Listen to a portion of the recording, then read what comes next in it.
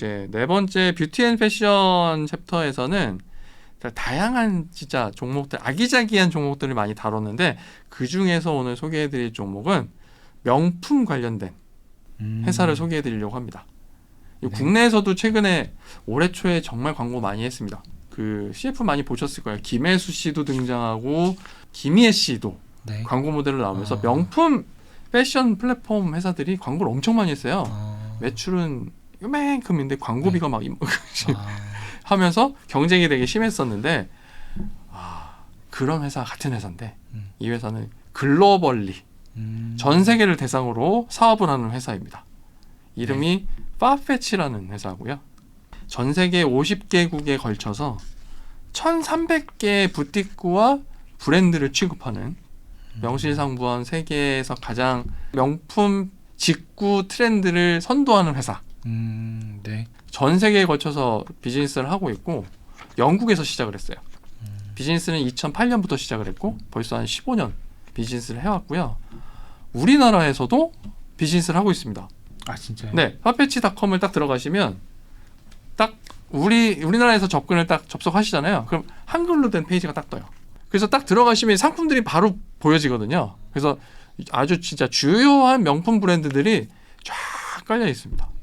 거기에 상품 이미지와 함께 가격, 브랜드 다 쉽게 표현이 되어 있는데 일단 글로벌 명품 패션 직구 플랫폼 회사다 이렇게 보시면 되고요. 딜로이트라는 컨설팅 회사에서 발표한 보고서에 보면 글로벌 명품 산업 2021이라는 보고서에 현재 가장 빠르게 성장하고 있는 명품 관련 회사 1위. 네, 성장 속도 1위. 네, 전 세계에서 가장 빠르게 성장하고 있는 명품 관련 회사고 또 하나 포인트는 구매자의 60% 이상이 MZ세대다. 그러니까 앞으로 시장이 더 커질 확률이 더 높다. MZ세대들이 명품을 정말 잘하더라고요. 많이 산다고 뉴스에 나오더라고요. 네. 근데 이 MZ세대들이 소득이 점점 커지면 더 많은 명품을 구매를 할 거고 그렇다 보면 처음부터 그 익숙한 그런 웹사이트나 앱을 이용하게 될 텐데 그런 걸 보면 앞으로 그 시장 성장에 따른 그 수익을 가장 크게 가져갈 수 있는 회사가 아닌가 싶어요. 근데 이제 포인트는 또 하나가 우리가 흔히 얘기하면 이제 명품 직구 플랫폼이라고 하면 이제 B2C만 생각하잖아요. 근데 이 회사는 B2B 비즈니스를 해요. 어떻게 해요? 기업 고객들을 대상으로 솔루션을 제공을 하는 거예요. 이 솔루션의 이름이 FPS라는 솔루션이 있는데 그러니까 명품 브랜드나 백화점이나 이런 업체들이 이 FPS를 이용해서 본인들의 상품을 조금 더 소비자들에게 적극적으로 판매를 할 수 있고 소비자들과 소통을 할 수 있는 그런 채널을 구현해주는 어떤 솔루션입니다.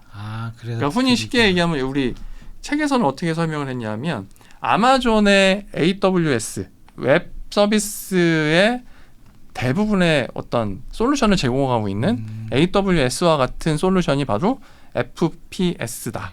이 파페치가 제공하고 있는 FPS가 이 기업 고객들, 명품이나 어떤 백화점 고객들로 하여금 좀 더 원활하고 편리하게 고객들과 소통하고 매출을 일으킬 수 있는 솔루션을 제공하고 있는 회사. 그럼 B2C보다 그 B2B 영역이 더 커요? B2B 영역이 점점 커지고 있어요. 커지고 있어요? 네. 아마존도 우리는 몰랐는데 그 AWS나 서버 해주는 데이터 기반의 사업들이 순이익이 엄청 높다고 했잖아요. 나중에 아마존은 사실 한 90%가 AWS에서 순이익이 나온다고 보시면 되고. 그러니까 소비재로만 기억했는데 뚜껑 까봤더니 AWS가 훨씬 더 큰 포션. 얘도 약간 계속 그런 쪽으로 가고 있는 상황이고요. 제가 책에 연평균 57%씩 성장한다고 돼 있어서 어떻게 57%씩 그러니까 저는 B2C만 생각했으니까. 근데 B2B가 있으면 가능하겠네요. 실제로 이 세계적으로 제공하는 국가를 늘려오면서 매출이 늘어나긴 했는데 그러면서 전 세계에 내놓으라 하는 명품 기업들과도 계약을 해서 판매가 원활하게 지원을 하는 서비스가 점점 커지고 있는 거고요. 실제로 올해 들어와서 움직임이 더 큰 게 경쟁사를 경쟁사 지분 한 50% 인수를 했고요. 아. 그리고 이 회사는 이제 기술 회사의 역할을 또 충실히 해가고 있는 게 AR, VR 업체를 인수해서 비대면으로 고객들로 하여금 착용감이라든지 제품에 대한 어떤 네. 그 특성을 조금 더 고객들이 잘 이해할 수 있게끔 제공을 하기 시작했어요. 그러니까 사실 저희가 이게 말로만 하면 되게 그런가 보다 하는데 나중에 이 사이트를 들어가서 한번 보시면 훨씬 구체적으로 이해를 하실 수 있을 거고 또 관련된 기업들을 계속 인수 합병하면서 파일을 계속 키워가고 있습니다. 그러니까 단순히 B2C만 아니고 B2B까지 사업 영역을 확대하고 있고 또한 단순히 소매유통 회사가 아닌 IT 그리고 고객에게 어떤 솔루션을 제공하는 회사로 성장하고 있기 때문에 지금 관심을 가져보시면 좋을 만한 기업으로 오늘 소개를 해드렸습니다. 명품이다 보니까 마진율이나 이런 게 좋으니까 그런 선도적으로 투자를 많이 해서 계속 앞서 나가는 회사다. 이렇게 이해하시면 될 것 같습니다. 명품이면 마진율이 원래 좋은 거예요? 좋은 편이죠. 그리고 이 기업은 단순히 이게 마켓플레이스에서 상품을 팔게만 하는 게 아니고 상품 이미지 촬영부터 마케팅 그리고 CS까지 다 파페치에서 대행을 하고 대신에 위탁 수수료를 제품 가격의 25%를 받는데요. 수수료 많이 떼네요. 많이 떼가죠. 그러니까 많이 받고 제대로 서비스를 제공한다. 네. 근데 명품이니까 가능한 거지. 네, 가능하죠. 그러니까 명품 회사들도 자기들의 어떤 브랜드 이미지가 있으니까 그래 좀 더 주고 제대로 판매를 하게끔 해주라 이렇게 접근하는 거죠. 그다음 어디 소개해 주실까요? 네, 그리고 5번째는 이제 새로운 기회라고 해서 일반 투자자분들에게는 잘 알려지지 않은 정부하고 사업을 하는 B2G 회사를 하나 소개해드리려고 합니다. 이게 뭐 걱정할 필요가 없잖아요. 이게 망할 걱정도 없고 돈 떼일 걱정도 없고 그러다 보니까 항상 그런 비즈니스를 하는 회사들이 뭐가 있을까? 국내는 근데 상장된 회사들이 거의 없고 미국에서도 많지는 않지만 그 중에 하나 이스털리 거버먼트 프로퍼티스 이름이 좀 어렵습니다. 쉽게 직관적으로 말씀드리면 FBI가 사용하는 사무실을 임대해주는 회사. 너무 컨셉 특이한 것 같아요. 네. 그래서 제가 처음에 이 종목을 딱 우리 공동저자분들하고 얘기하다 딱 얘기하길래 그리고 제가 찾아봤거든요. 네. FBI 사무실을 임대한다는데요? 그래서 그걸 이제 앞에 키워드로 좀 썼던 거고요. 실제로 제가 그 연상을 했던 게 제가 예전에 대학교 다닐 때 어학연수를 그 미국 동부 쪽으로 갔다가 워싱턴 DC에 놀러 갔었거든요. 근데 이제 지도를 보니까 맵에 FBI 헤드쿼터라는 게 있는 거예요. 그때 그래서 건물 하나를 제가 봤거든요. 야, FBI가 여기 있구나. 그리고 영화에 자주 나오잖아요. FBI 헤드쿼터 해갖고 건물이 딱 나오는데 그 건물이 빌려 쓰는 거라는 거죠. 그게 이 회사가 빌려주는 회사인 거예요. 그래서 제가 이 종목은 꼭 다루고 싶습니다라고 했었거든요. 그러니까 FBI뿐만 아니라 이 회사 근데 종목 코드가 DEA예요. 근데 재밌는 거는 DEA라는 그 약어를 쓰는 미국 정부기관이 있어요. 마약 단속국. 지금 국내도 요즘에 이게 마약 때문에 좀 이슈가 많이 되고 있는데 미국에는 정말 법을 초월하는 어떤 권력을 가지고 있는 기관이 이제 DEA. 그래서 마약 단속국이 엄청난 파워를 자랑하고 있는데 이 DEA도 이스털리에로부터 사무실을 임대했었어요. 이게 단순히 그냥 FBI나 DEA가 임대한다라는 특이하다라는 게 아니라 얘네만의 뭔가 정부기관을 대상으로 사무실을 임대하고 고정적으로 미국 정부로부터 수입을 일으키고 있다. 근데 단순히 부동산을 임대하는 애를 얘네한테만 주면 정부가 우리도 그게 뭐 수의 계약이니 임의 계약이니 정부가 뭐 딸 때 공정하게 따야 된다는 거를 얘네들도 있을 텐데. 그래서 미국 같은 경우에는 이제 주요 기관들이 미국 조달청에 의뢰를 하나 봐요. 그래서 조달청에서 한 번에 이 공고를 내고 실제로 이제 경쟁 입찰을 통해서 조달청에서 이제 그 물건에 대한 권리를 얻는 거죠. 얘네들이 그렇게 이거를 딸 수 있는 거는 뭐 보안 시설에 뭐 뭔가 특출난 뭔가 있다거나 어떤 그런 게 뭐가 있을까 그러니까 정부기관이 요구하는 모든 조건을 맞춰주고 다른 애들을 못 맞추는 거를. 그리고 그만큼 그동안에 그 관계 형성이라든지 노하우가 있는 거죠.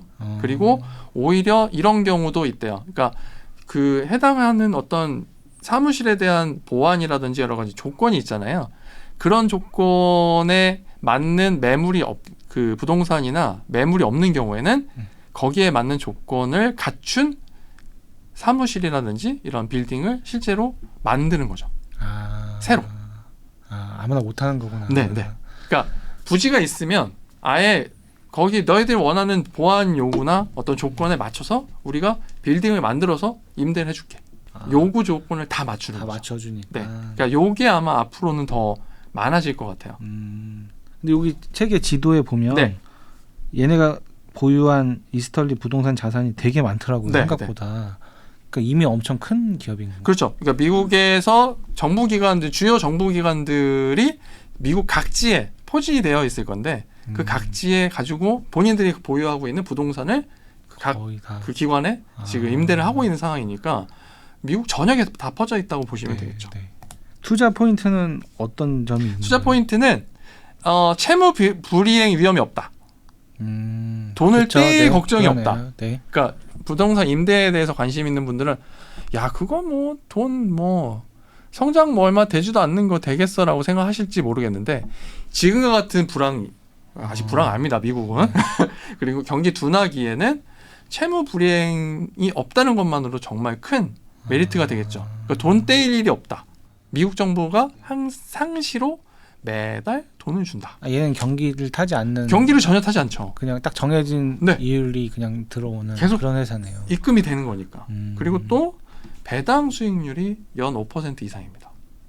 배당을 많이 주는구나. 네, 배당을 많이 줍니다. 그러니까 리츠의 특성상 남는 돈의 뭐 70% 이상은 배당을 다 줘야 되거든요. 70에서 90%는.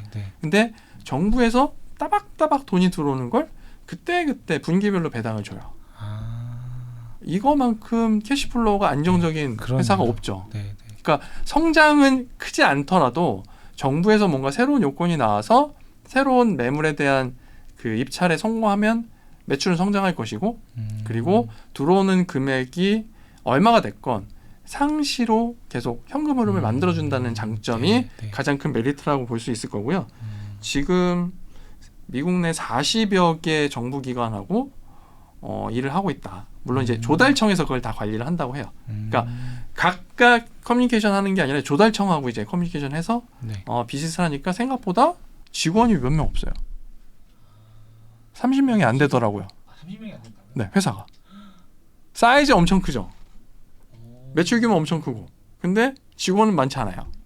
영업이익은 그래서 배당을 많이 주는 거구나. 배당을 많이 줄 수 있는 이유도 그런 이유가 되겠죠. 거기에다가 아까 말씀드렸던 그 부동산을 요구 조건에 맞춰서 아예 애초부터 처음부터 개발하는 걸 용어로는 빌트 투 수트라고 한대요. 그러니까 아예 지어서 집어넣는 거죠. 그러니까 그런 개발 방식을 통해서 임대처의 특성에 맞게 직접 부동산을 개발해서 제공하는. 그러니까 이런 서비스는 앞으로 계속 커질 것 같아요. 그러니까 보안 문제라든지 여러 가지 진입 장벽도 딱 있네요. 네네네. 제한을 둬야 되는 조건들이 점점 늘어나는 상황이니까 그런 측면에서는 이게 또 매출의 성장에 어느 정도 기여할 것으로 또 예상이 되고요. 독점까지는 못하더라도 거의 독점에 가까운 과점으로 지금 따라올 수 있는 기업이 없는 경쟁이 없는 미국 정부기관 부동산 임대 회사 중에 매출이 2위. 그러니까 제가 1위를 얘기 안 드리는 이유는 1위는 상장이 안 돼 있어요. 1위 회사는 상장이 안 돼 있고 2위 회사인 이스털리가 상장이 돼 있다. 그리고 가장 포인트는 앞서 말씀드렸지만 채무 불이행 위험이 전혀 없고 정부에서 계속 그 임대료가 들어오기 때문에 꾸준한 캐시플로우 보장된다는 거죠. 얘는 좀 그 꾸준한 캐시플로우 위주로 포트폴리오를 짜고 싶은 사람한테 좀 좋은 거기에 배당 수익률까지 생각하시면 나쁘지 않은 대안이 될 겁니다. 너무 위험을 싫어하는 분들한테는 그냥 딱 맞는 그런 기업이네요. 그러니까 지금 오늘 5개의 종목을 가지고 포트폴리오를 구성하신다고 하면 만약에 나는 안정적인 게 좋아라고 하면 이스털리의 한 30% 이상 아니면 50% 이상 가져가시고 그 외의 종목들을 뭐 10에서 15% 정도씩 비중을 가져가시는 방법도 있을 거고요. 그리고 장기적으로 보시는 분들이라면 지금 크레토스를 가장 큰 비중을 넣으시고 나머지 종목들을 균등해서 네. 가져가시는 정도. 30%그 외의 종목들이 아마 15에서 20%씩 네. 가져가시는 정도의 포트폴리오를 구성해서 접근하시는 것도 좋은 방법입니다. 그러니까 자기 성향에 맞춰서. 네. 그러니까 한국 투자자분들 익숙한 게 몰빵인데 몰빵보다는 네. 중장기 단기로 봐서 이런 포트폴리오를 내가 가지고 있는 투자금을 어떻게 배분할지까지 같이 고민을 하신다면 정말 좋은 나만의 포트폴리오를 구성하실 수 있을 것 같습니다.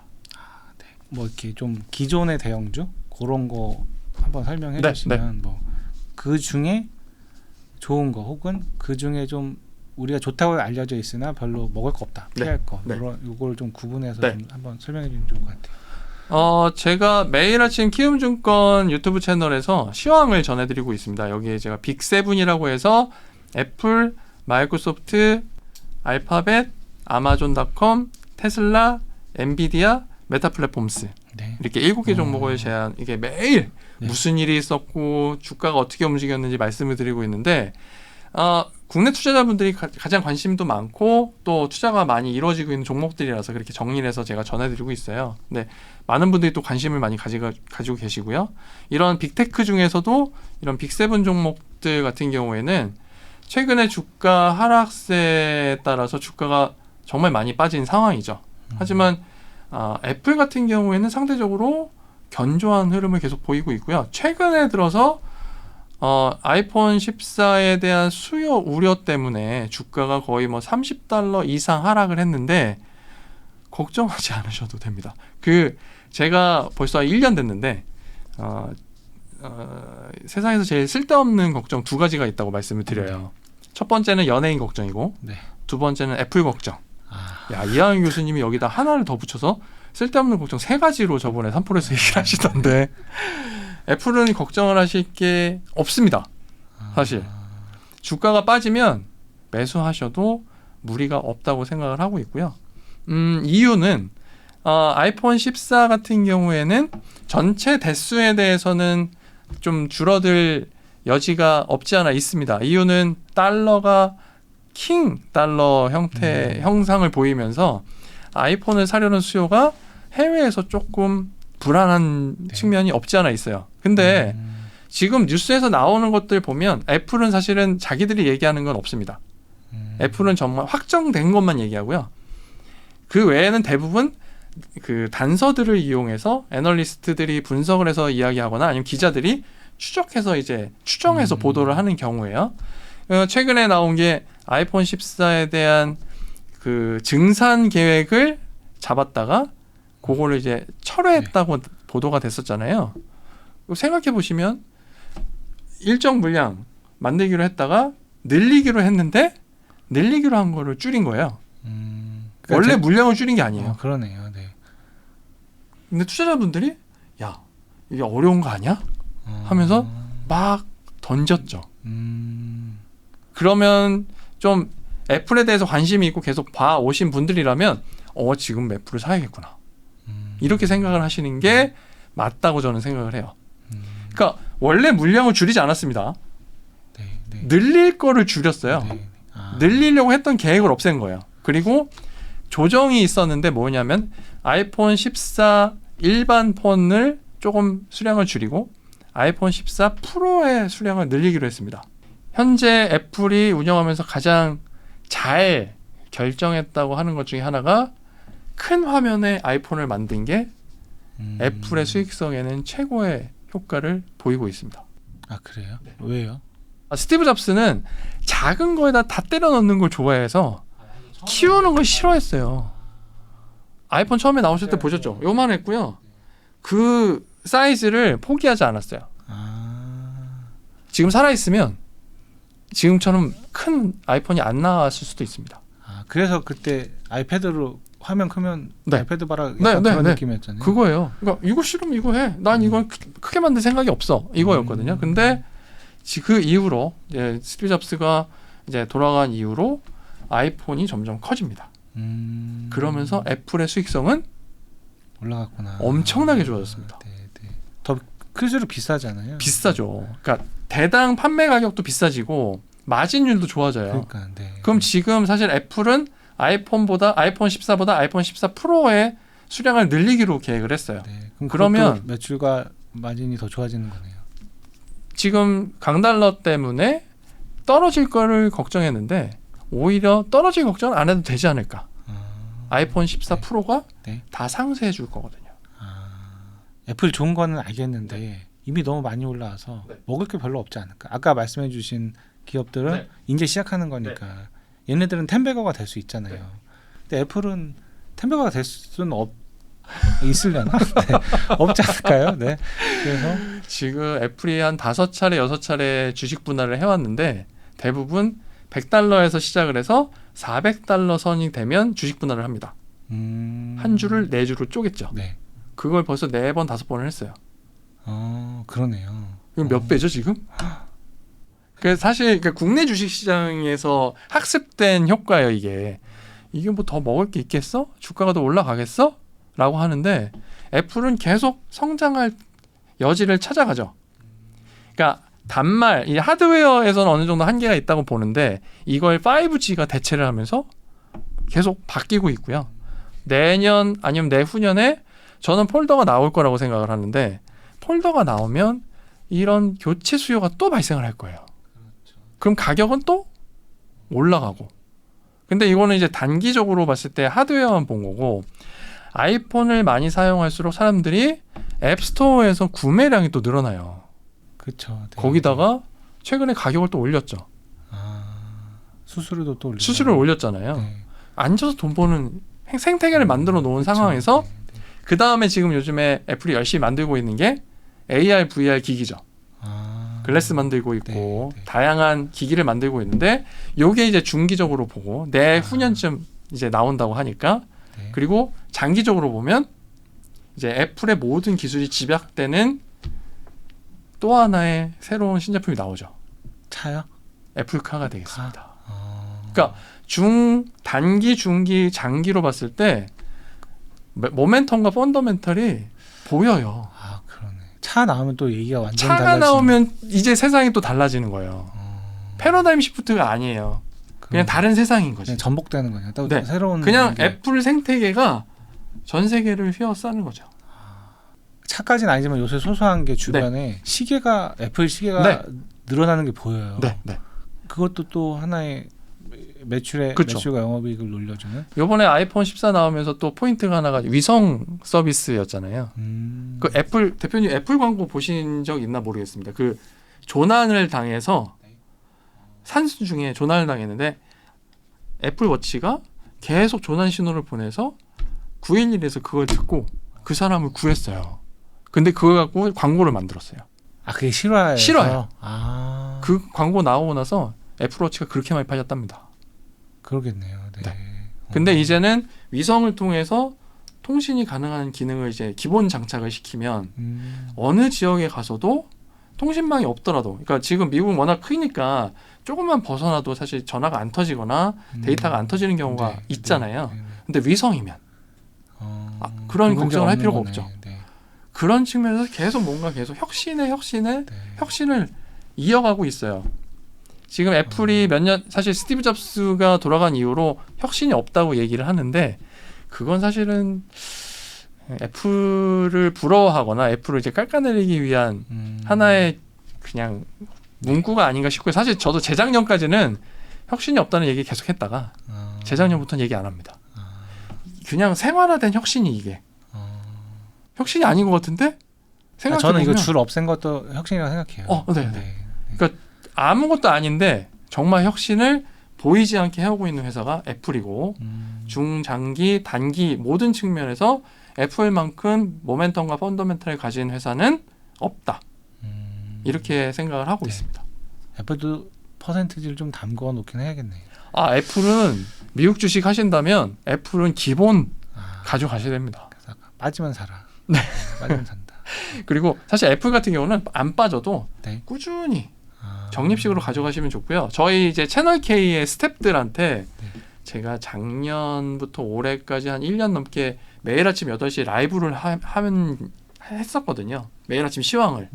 그때마다 우리 스태프들한테 애플 주식을 엄청 많이 이야기를 했어요. 근데 이제 공개적인 방송에서는 그런 말씀 안 드리지만 그 이제 가까운 방송 이제 관계자들로서 이제 얘기를 하면 미국 주식 투자를 하고 있느냐 안 하고 있다면 애플 주식을 좀 사면 좋겠다 이런 이야기를 하고 그 중에 스텝 한 친구가 그 이후로 애플 주식을 계속 꾸준히 사 모으면서 지금 이렇게 하락장에도 애플 주식으로 수익을 계속 내고 있는 친구가 있어요. 그래서 그 친구는 제가 채널 K 스튜디오 갈 때마다 얼굴 보고 인사하면 항상 네. 입이 입술이 네. 걸려 있죠 턱에. 정말 꾸준하게 적립식 투자를 하면서 수익을 내고 있어서 투자를 행복하게 하는 친구도 있습니다. 네. 생각해보면 우리가 돈을 많이 쓰는 회사 중에 네. 뭐 몇 손가락 안에 들 거예요 애플이. 네. 네. 저도 아이폰이지 뭐 와이프도 아이폰이고 나중에 애기도 사달라고 하면 아이폰 사줘야 될 거고 뻔하잖아요. 이것도 그렇고 시계도 그렇고 다 우리 생활에 그러네요. 네. 워런 버핏이 전체 투자 포트폴리오의 한 40% 이상을 가져가는 애플 왜 그런지 워렌 버핏 포트폴리오의 40%가 애플이에요. 네. 넘어야 40%. 그러니까 버크셔 해서웨이의 투자 포트폴리오의 40% 이상이고 실제로 전체 주식에서는 10%는 안 돼요. 네. 전체 주식에서. 네. 미국은 이제 전체 어떤 특정 금융기관이나 이런 업체들이 특정 기업의 주식을 10% 이상 보유하게 되면 신고를 해서 승인을 받아야 되거든요. 그래서 워런 버핏 경영권 침해 뭐 이런 거. 버크셔 해서웨이는 10%를 안 넘기기 위해서 많이 노력을 하는데 최근에 많이 들어보셨을 건데 옥시덴탈 페트롤리움이라는 에너지 회사는 아예 그냥 우리 주식 50%까지 살 수 있게 승인해줘라고 승인 받고 계속 주식을 사고 있습니다. 워런 버핏이 애플을 지금 평가하는 건 이거는 이제 필수 소비재다. 그냥 IT 그냥 이제 기계가 아니고 콜라처럼 맥도날드처럼 그냥 내 생활에 우리 생활에 있는 거다. 이렇게 이야기를 하면서 그때 포트폴리오에 편입한 이유를 밝혔거든요. 다른 것도 간단하게 좀 마이크로소프트 주가가 많이 빠져서 걱정하시는 분들이 많은데요. 크게 걱정하실 건 없고 펀더멘탈은 전혀 이상이 없어요. 대신에 액티비전 블리자드에 대한 인수권 때문에 최근에 유럽에서 그 반독점 규제 기관이 들여다보고 있습니다. 이게 과연 게임 산업에 어떤 영향을 미칠지. 그래서 지금 면밀히 보고 있는데 마이크로소프트의 그 CEO는 얼마 전에 자신 있게 얘기했어요. 뭐 크게 어려움 없이 인수가 완료될 거로 본다. 이렇게 얘기를 했고요. 오늘 기사였는데 브라질에서는 오케이 했다고 합니다. 네, 별 문제 없다. 반독점 이슈 없다.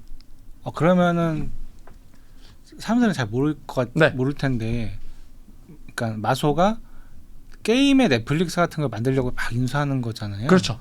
그게 나온다는. 그게 가능할 거로 보이고 그렇다면 이제 마이크로소프트 입장에서는 또 하나의 이제 사업 포트폴리오가 새로 생기는 거니까 굳건하게 만들어질 수 있는 상황이죠. 네. 그걸 보신다면 지금 조금씩 매수를 하셔도 좋고 또 마이크로소프트는 대표님도 그렇고 저희도 그렇고 여기 스태프분들도 그렇겠지만 마이크로소프트가 제공하는 소프트웨어가 없으면 일을 못해요. 저 여기 맥 쓰시는 분들도 호환이 잘 안 돼서 그렇지 대부분 오피스 쓰시잖아요. 어쩔 수 없이 써야 되고 특히나 예전에는 그냥 돈 주고 샀지만 요즘에는 월 정액으로 구독 서비스로 계속 사용하다 보니까 너무 아까워요. 저희 직원들 그거 다 그 정품 다 매달 내는데 그쵸? 너무 아까워. 근데 어쩔 수 없잖아요. 어쩔 수 없이 써야지. 싫어도 써야 되고 좋아도 써야 되는 게 마이크로소프트가 제공하는 프로그램들이거든요. 마소랑 어도비.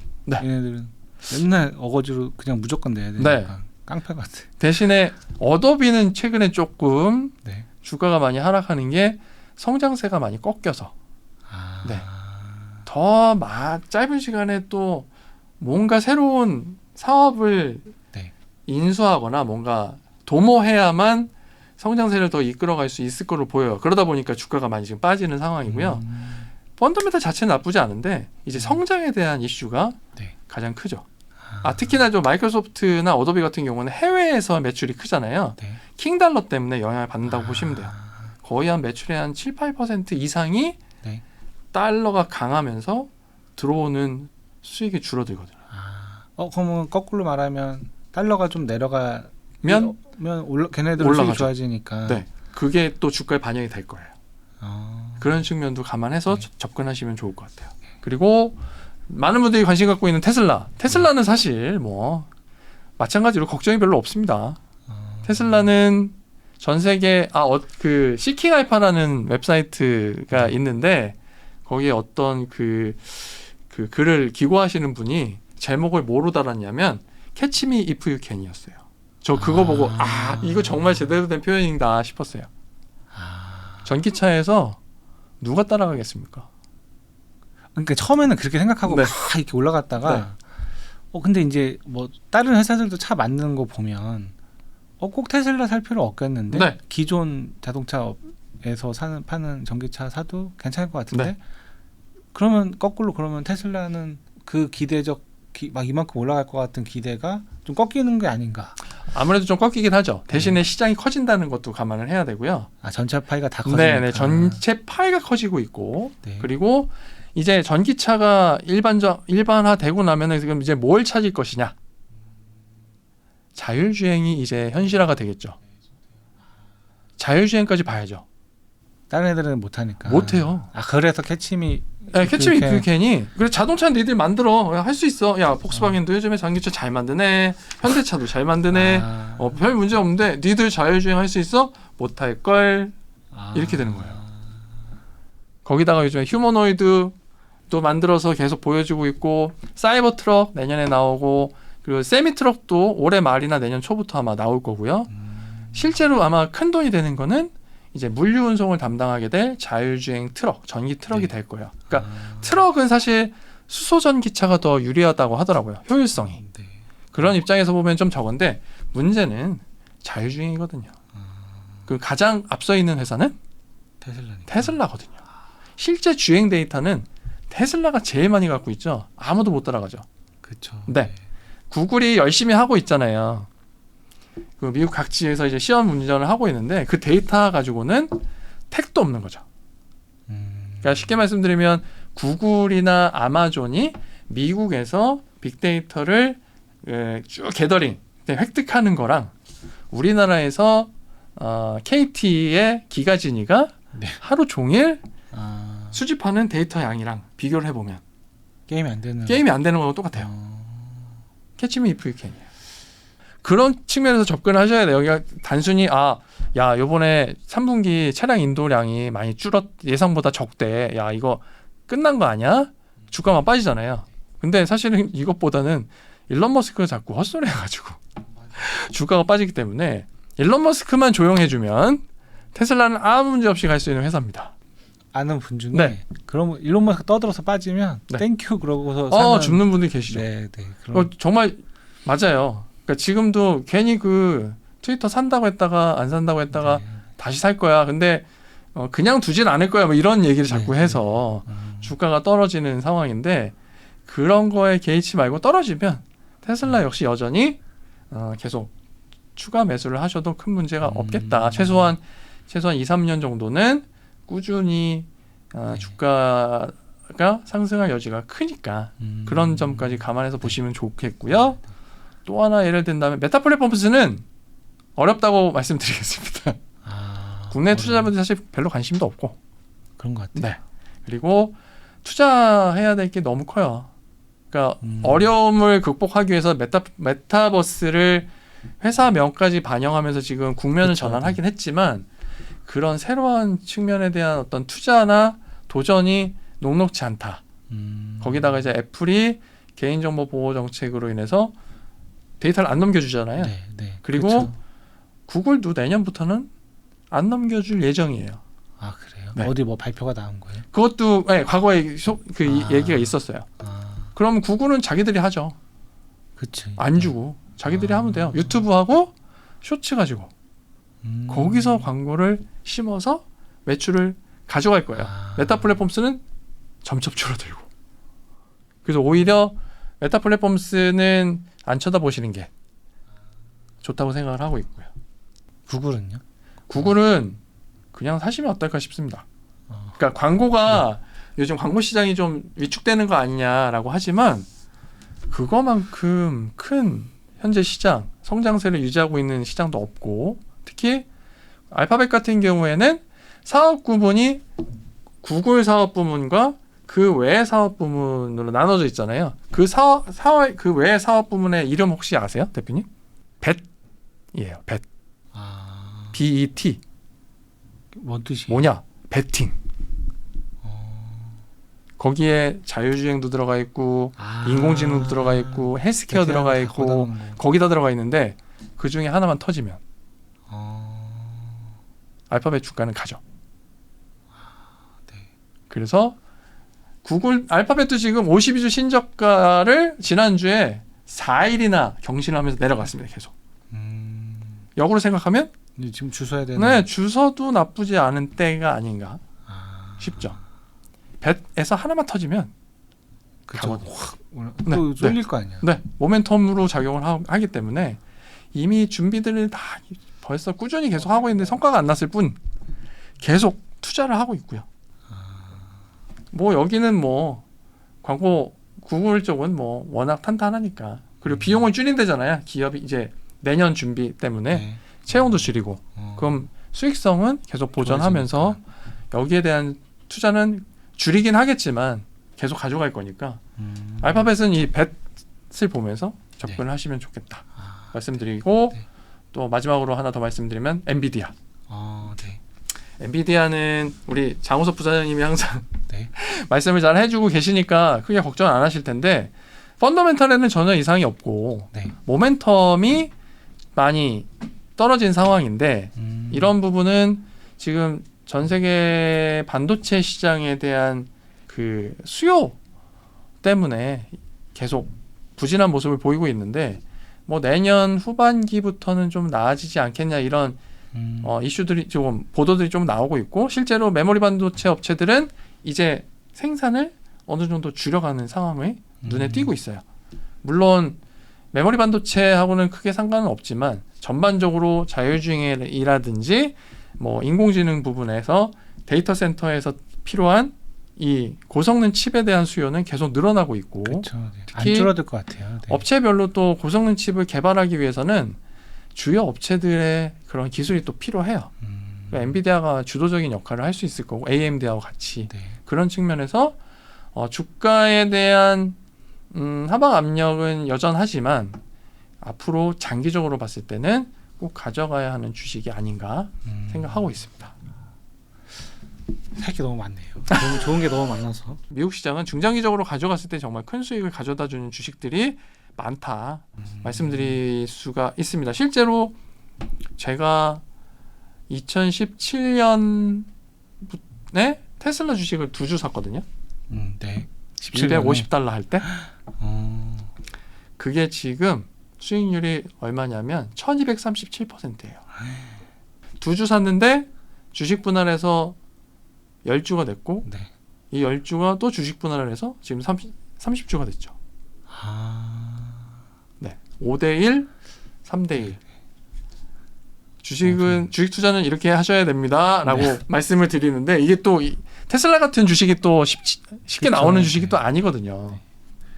아까 거기에 나올 것 같은데 옴니셀이나 이 저희 25개 종목 중에 하나만 터져주면 좋긴 하겠습니다. 여기서 분명히 하나가 아니라 한 서너 개는 템베거 나오지 않을까.